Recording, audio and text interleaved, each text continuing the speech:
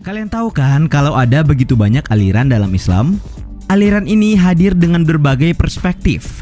Bahkan tidak jarang, masing-masing dari aliran itu saling mengiris atau berkontradiksi satu sama lain. Biar tidak terus-menerus salah paham dengan aliran-aliran tersebut, kalian simak sajalah ulasan kami seputar aliran-aliran dalam Islam ini ya. Check it out! Tapi sebelum lanjut, kami ingatkan kembali untuk subscribe channel ini dan aktifkan lonceng notifikasi kamu untuk mendapatkan video edukatif dari Data Fakta. Sunni. Bagi yang beragama Islam, kalian tentu tidak asing dengan aliran yang satu ini. Ya, lengkapnya Ahlus Sunnah wal Jamaah atau sering disingkat Aswaja alias Sunni.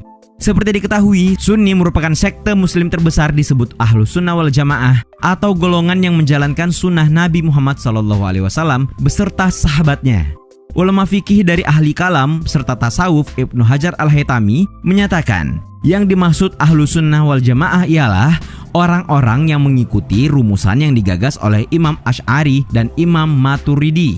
Sumber hukum dari aliran ini ialah Al-Quran dan Al-Hadis. Jamal J. Nasir dalam buku The Status of Women Islamic Law and Modern Islamic Legislation yang terbit pada tahun 1990 mengungkapkan, Sunni kadang-kadang disebut juga sebagai Islam Ortodoks. Nah, kalau kita cek data dari World Population Review, sekitar 90% atau sebanyak 1,5 miliar dari sekitar 1,9 miliar lebih populasi muslim di dunia, ternyata mereka merupakan kaum Sunni. Dengan kata lain, mazhab inilah yang merupakan mazhab terbesar di dunia.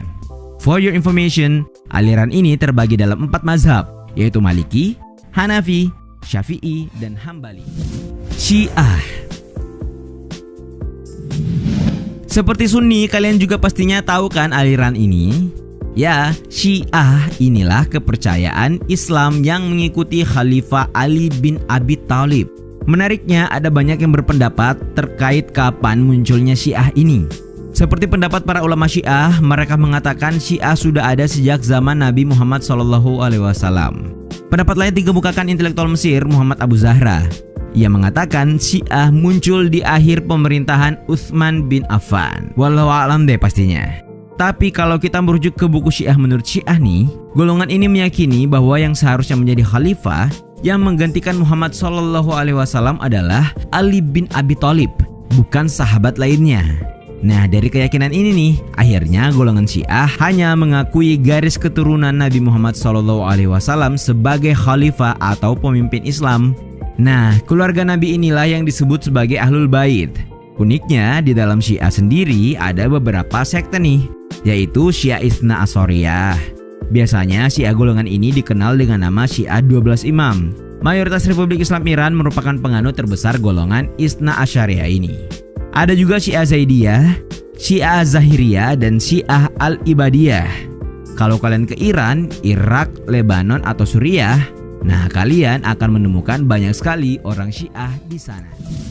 Khawarij. Katanya nih, Khawarij dari segi bahasa artinya mereka yang keluar. Diasumsikan sebagai orang-orang yang keluar, mengungsi atau mengasingkan diri. Nah, nyatanya nih, orang Khawarij ini memang merupakan orang-orang yang keluar dari kelompok pendukung Ali karena tidak setuju adanya perdamaian antara Ali bin Abi Thalib dengan Muawiyah saat pertempuran Siffin pada 37 Hijriah. Nah, sebelumnya harus diketahui nih, kalau pada saat pemerintahan Khalifah Ali, kekuasaannya tidak sampai wilayah Syam. Saat itu wilayah Syam ini dipimpin oleh Muawiyah bin Abi Sufyan. Nah, perang Siffin itu adalah buntut dari perbedaan kedua pemerintahan tersebut. Tapi belakangan nih, Ali bin Abi Thalib malah berrekonsiliasi atau menerima ajuan perundingan Muawiyah bin Abi Sufyan.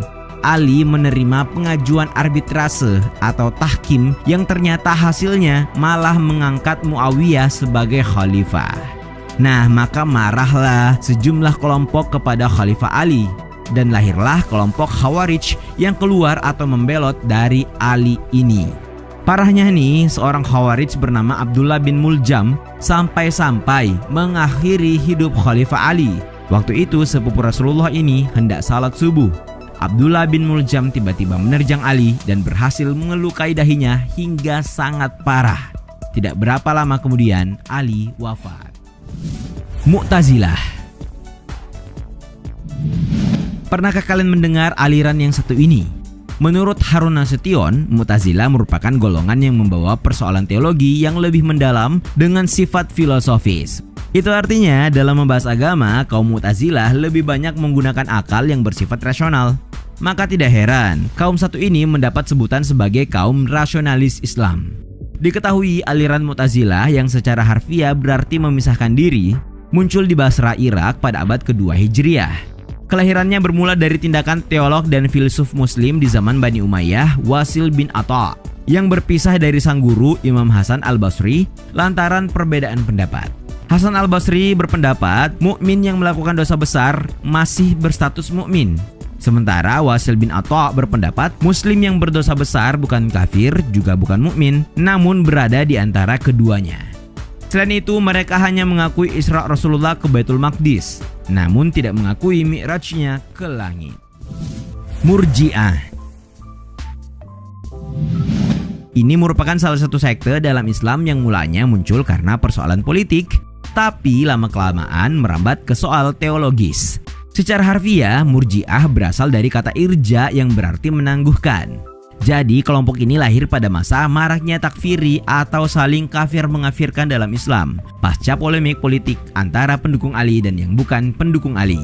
Nah, menurut kelompok Murji'ah ini, lebih baik menyerahkan urusan kafir tidak kafir ini sepenuhnya kepada Allah Subhanahu wa taala. Karena itu mereka berpendapat untuk menunda ketentuan terkait ini sampai di akhirat nanti. Kelompok Murji'ah ini juga disebut sebagai kelompok netral. Ini karena di bidang politik, doktrin irja'ah atau menunda atau mengakhirkan ini diaplikasikan dengan sikap politik netral atau non-blok. Mereka juga sering disebut sebagai dequietisisi atau kelompok bungkam. Soal teologi, orang Murji'ah berkeyakinan kalau muslim yang berbuat dosa besar tidaklah menjadi kafir, melainkan tetap mukmin. Soal dosa besarnya yang ia lakukan, biarlah ini diserahkan kepada Tuhan dalam keputusannya kelak nanti di hari perhitungan.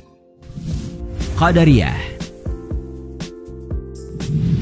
Nah, kalau kalian sering dengar doktrin dalam Islam yang bilang begini, segala yang terjadi di dunia ini atas kehendak manusia, hidup manusia yang atur dan tentukan adalah manusia, Tuhan Allah yang Maha Esa tidak ikut campur atas kehidupan manusia itu. Nah, ini merupakan doktrin Qadariyah. Secara harfiah nih, Qadariyah berasal dari kata qadar yang berarti mampu atau berkuasa. Aliran Qadariyah merupakan paham yang didasarkan atas konsep qadar atau kuasa. Para penganut Qadariyah ini berpendapat manusia mempunyai kemerdekaan dan kebebasan dalam menentukan perjalanan hidupnya. Pandangan Qadariyah ini kabarnya bersumber dari Ma'bad al-Juhani dan Ghailan ad-Dimashqi. Mereka mengatakan kuasa manusia atas dirinya sendiri. Manusia menciptakan perbuatannya sendiri. Nah, kalau kalian bertanya bagaimana posisi Tuhan, Allah Subhanahu wa taala di sini, Tuhan tidak ada hubungannya sama sekali dengan perbuatan manusia. Tuhan hanya menciptakan manusia dan alam raya, terus membebaskan ciptaannya itu untuk menjalani kehidupan mereka. Bagi para teolog Islam, Qadariyah dikategorikan sebagai kelompok yang memahami keberadaan makhluk berdasarkan konsep free will atau kehendak bebas. Jabariyah. Nah, kalau tadi Qadariyah membebaskan kehendak manusia dan meminimalisasi peran Tuhan, kalau dalam aliran Jabariyah ini justru mengatakan hal yang sebaliknya. Secara harfiah, Jabariyah asalnya dari kata Jabr yang mempunyai arti paksaan.